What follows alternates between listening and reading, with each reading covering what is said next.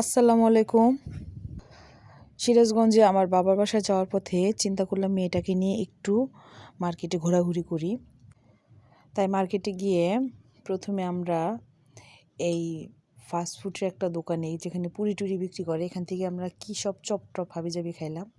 তারপর ওখান থেকে আসতে দেখি এক জায়গায় এত বাদাম, তারপর বিভিন্ন রকমের কালাই, নতুন একটা আইটেম দেখলাম সূর্যমুখী ফুলের বিচি।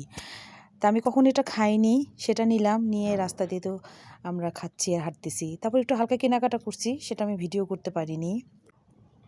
আসলে সব কিছু ভিডিও করে হয়ে ওঠে না।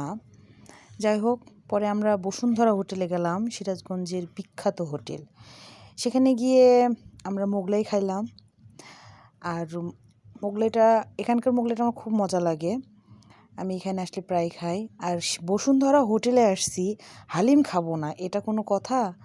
আমরা এক বাটি হালিম নিলাম, একটা মোগলাই আমরা মা মেয়ে খাইলাম, আবার এক বাটি হালিমও আমরা মা মেয়ে খাইলাম। সুন্দর আমাদের একটা রাতের খাবার হয়ে গেছে। আমি হালিমের ছবিটা আপনাদের দিতে পারিনি, সরি, কারণ খেতে নিয়ে ছবি তোলা আমার খুব কষ্ট হয়। যাই হোক, এই তো তারপরের দিন আমার এক্সাম ছিল। এক্সাম দিয়ে ফেরার পথে আমার মেয়ে, আমার বোনের ছেলে, ওরা শহরের মধ্যে ঢুকছে আবার। ওদেরকে নিয়ে তখন ভাপা পিঠা খেলাম গরম গরম। তারপর ওখান থেকে গেলাম, এই ফুটপাতে টুপি বিক্রি করতেছে, বিভিন্ন রকমের টুপি।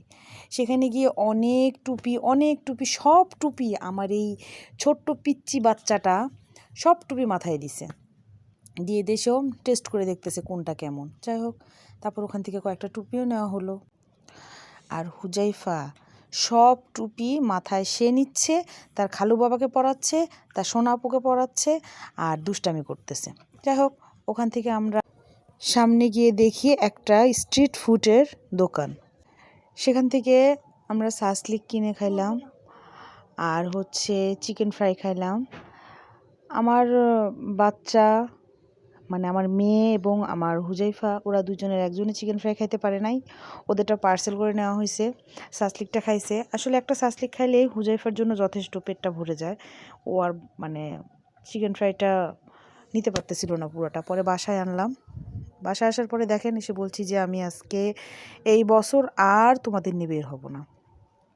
আর আমার বাচ্চাটা বলতেছে, না আত্মামণি, আমাকে নিয়ে আবার বের হয়েও। যাই হোক, এই তো ছিল আজকে আমাদের ব্লগ। আমার এই বাচ্চাটা দুষ্টামি। সবাই ওর জন্য দোয়া করবেন, আমার মেয়ের জন্য দোয়া করবেন, আমার জন্য দোয়া করবেন। সবাই ভালো থাকবেন। আসসালামু আলাইকুম।